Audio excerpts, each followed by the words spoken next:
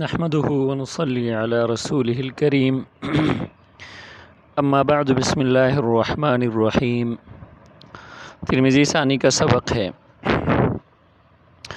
باب ما جاء ان المؤمن يأكل في معن واحد، وبه قال حدثنا محمد بن بشار قال حدثنا يحيى بن سعيد قال حدثنا عبيد الله عن نافع عن ابن عمر رضي الله عنهما عن النبي صلى الله عليه وسلم قال الكافر يأكل في 7 أمعاء والمؤمن يأكل في معن واحد، هذا حديث حسن صحيح۔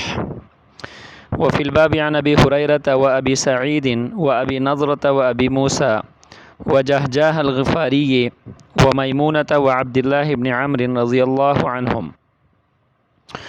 وبه قال حدثنا إسحاق بن موسى قال حدثنا معن قال حدثنا مالك عن سهيل بن أبي صالح عن أبيه عن أبي هريرة رضي الله عنه أن رسول الله صلى الله عليه وسلم ضافه ضيف كافر فأمر له رسول الله صلى الله عليه وسلم بشاة فحلبت فشرب ثم أخرى فشرب ثم أخرى فشرب حتى شرب حلاب 7 شياه، ثم أصبح من الغد فأسلم فأمر له رسول الله صلى الله عليه وسلم بشاة فحلبت فشرب حلابها ثم أمر له بأخرى فلم يستتمها، فقال رسول الله صلى الله عليه وسلم المؤمن يشرب في معن واحد والكافر يشرب في 7 أمعاء، هذا حديث حسن غريب۔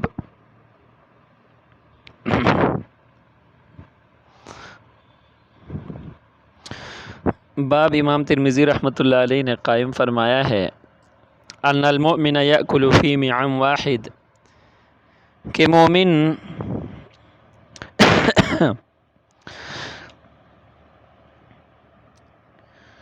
ایک انتڑی سے کھاتا ہے۔ حسب عادت امام ترمذی رحمۃ اللہ علیہ نے حدیث کے الفاظ کو ترجمۃ الباب بنایا ہے۔ حضرت عبداللہ ابن عمر رضی اللہ عنہما سے روایت ہے، وہ فرماتے ہیں کہ نبی اکرم صلی اللہ علیہ وسلم نے ارشاد فرمایا الکافر یأکل فی 7 امعاء، کہ کافر 7 انتڑیوں میں کھاتا ہے، والمؤمن یأکل فی معن واحد، اور مومن ایک انتڑی میں کھاتا ہے۔ معن یہ واحد ہے، امعاء اس کی جمع ہے۔ معن یہ انتڑی کو کہا جاتا ہے اور امعاء اس کی جمع آتی ہے۔ نبی اکرم صلی اللہ علیہ وسلم نے ارشاد فرمایا کہ مومن ایک انتڑی سے کھاتا ہے جبکہ کافر 7 انتڑیوں میں کھاتا ہے۔ اس حدیث کا مطلب کیا ہے؟ حدیث کے مطلب میں علماء کے مختلف اقوال ہیں۔ ان میں سے سب سے بہترین توجیہ، سب سے بہترین اس حدیث کا جو مطلب ہے وہ یہ ہے کہ یہ حدیث اپنے ظاہری معنی پر محمول نہیں ہے، کیونکہ اگر ظاہری معنی پر محمول کیا جائے تو مطلب یہ ہوگا کہ ہر کافر زیادہ کھانے والا ہوگا اور ہر مومن کم کھانے والا ہوگا، حالانکہ ایسا نہیں ہے۔ بہت سارے مومن بھی ایسے ہوتے ہیں کہ وہ بہت سارے کافروں کے مقابلے میں زیادہ کھانے والے ہوتے ہیں، اور بہت سارے کافر ایسے ہوتے ہیں کہ وہ بہت سارے مسلمانوں کے مقابلے میں کم کھانے والے ہوتے ہیں، تو لہٰذا یہ اپنے ظاہری معنی پر محمول نہیں ہے۔ سب سے پہلی بات یہ ہے، اور دوسری بات اس حدیث کی توجیہ کے حوالے سے میں عرض کر رہا تھا کہ سب سے بہترین اس کی توجیہ یہ ہے کہ مومن کھانے پینے میں تقلیل کو اختیار کرتا ہے اور کافر کھانے پینے میں تکثیر کو اختیار کرتا ہے۔ اس کی کئی وجوہات ہیں۔ پہلی وجہ یہ ہے کہ مومن عبادت میں مشغول ہوتا ہے، کھانے کے لیے زیادہ وقت نکالنے کی وجہ سے عبادت کا وقت اس سے فوت ہو جاتا ہے، یا کھانا بہت زیادہ کھانے کی وجہ سے جسم بھاری ہو جاتا ہے، بوجھل پن اور ثقیل ہونے کی وجہ سے عبادت کے اندر وہ چستی نہیں رہتی، اس کا بدن سست ہو جاتا ہے، تو ان دو وجوہات کی بنا پر وہ کم کھاتا ہے۔ اور تیسری وجہ یہ ہے کہ اس کو ما بعد الموت حساب کتاب کا خطرہ رہتا ہے کہ اگر زیادہ کھایا جائے تو قیامت کے دن زیادہ کا حساب دینا پڑے گا، اور کم کھایا جائے تو کم کا حساب دینا پڑے گا۔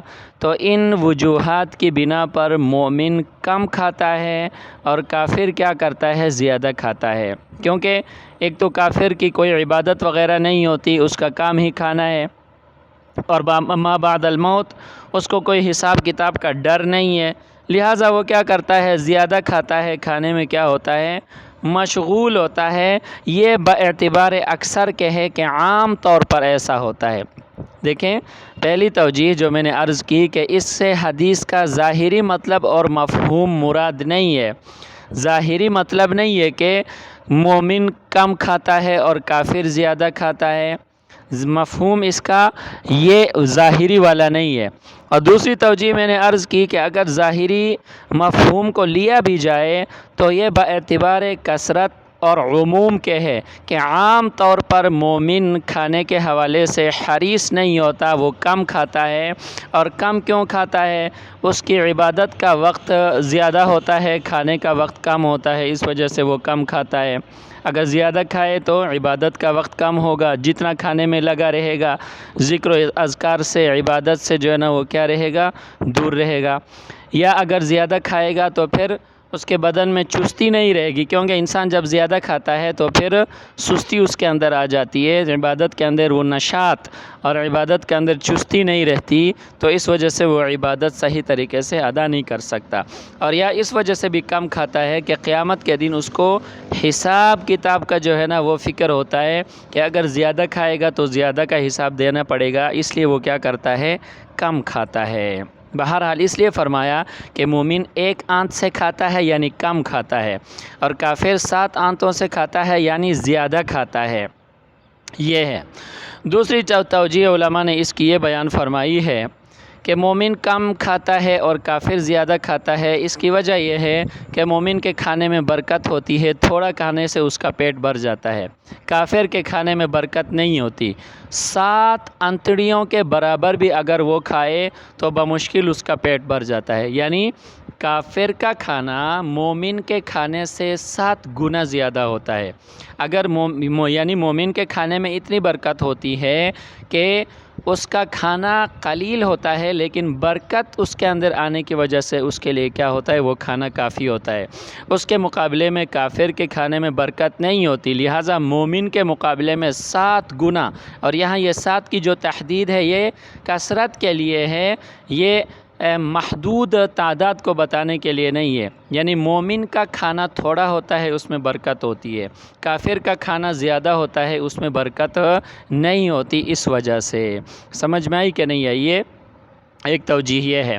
اور ایک توجیہ یہ ہے کہ مومن کے کھانے میں شیطان شریک نہیں ہوتا، اس وجہ سے وہ تھوڑا کھانا اس کے لیے کافی ہوتا ہے، اور کافر کے کھانے میں شیطان شریک ہوتا ہے، تو شیطان کے شریک ہونے کی وجہ سے کیا ہوتا ہے؟ زیادہ کھانا اس کے لیے لانا پڑتا ہے، کیونکہ شیطان اس کے ساتھ کھانے میں شریک ہوتا ہے۔ اور ایک توجیہ جو آگے حدیث میں آ رہی ہے، نبی صلی اللہ علیہ وسلم سے حضرت ابو ہریرہ رضی اللہ تعالیٰ عنہ نے یہ واقعہ بیان فرمایا ہے کہ نبی صلی اللہ علیہ وسلم کا ایک کافر مہمان بنا، تو نبی صلی اللہ علیہ وسلم نے بکری دوہنے کا حکم دیا۔ ایک بکری کا دودھ نکالا گیا، دوسری کا، تیسری کا، چوتھی کا، یہاں تک کہ 7 بکریوں کا دودھ نکالا گیا، اور وہ سب کا سب کیا کر لیا؟ پی گیا۔ اگلے دن ایک بکری کا دودھ اس کو پیش کیا گیا، اس نے پی لیا، اور دوسری بکری کا دودھ جب اس کو پیش کیا گیا تو آگے فرمایا کہ فلم یستتمھا، وہ اس کو پورا نہ پی سکا۔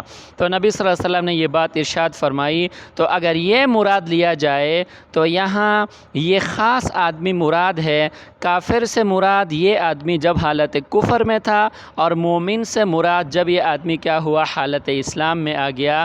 تو یہاں جو ان المؤمن منع میں الف لام عہدی ہے، اس سے مراد یہی خاص مومن ہے جب یہ حالت ایمان میں آیا، اور الکافر سے مراد یہ خاص کافر جب یہ حالت کفر میں تھا، تو یہ اس وقت میں یہ اس خاص آدمی تک کیا ہوگا، محمول ہوگا کہ یہ آدمی جب حالت کفر میں تھا تو اس نے 7 انتڑیاں جو ہے نا وہ کھائیں، انتڑیوں میں مطلب کہ 7 بکریوں کا دودھ یہ پی گیا، اور جب حالت اسلام میں آیا تو ایک معن واحد، ایک انتڑی سے اس نے جو ہے نا وہ پانی پیا، یعنی ایک بکری کا دودھ اس کے لیے کیا ہو گیا، کافی ہو گیا۔ بہرحال جو بھی توجیہ اختیار کیا جائے اس میں گنجائش ہے، حدیث کے الفاظ میں کوئی ایک جو ہے توجیہ کو ہم متعین طور پر اختیار نہیں کر سکتے۔ البتہ علماء نے لکھا ہے کہ پہلی توجیہ جو ہے نا وہ کیا ہے، زیادہ صحیح ہے کہ مومن کم کھاتا ہے اور کافر زیادہ کھاتا ہے۔ اس کی وجہ یہ ہے، اچھا ایک اور توجیہ بھی علماء نے بیان فرمائی ہے، وہ یہ ہے کہ مومن حلال کھاتا ہے اور کافر حرام کھاتا ہے، اور دنیا میں اگر آپ دیکھ لیں حلال کے مقابلے میں حرام کیا ہے، زیادہ ہے، حلال کے مقابلے میں حرام کیا ہے، زیادہ ہے، حلال قلیل ہے بنسبت حرام کے، تو اس لیے حلال جب قلیل ہے تو لازمی بات ہے مومن جب حلال کھائے گا تو اس کو کم ملے گا، اور جب حرام کثیر ہے تو لازمی بات ہے کہ کافر جب حرام کھائے گا تو اس کو کیا ملے گا، زیادہ ملے گا۔ یہ اس حدیث کی توجیحات ہیں اور ان میں سے کسی بھی توجیہ کو اختیار کیا جا سکتا ہے۔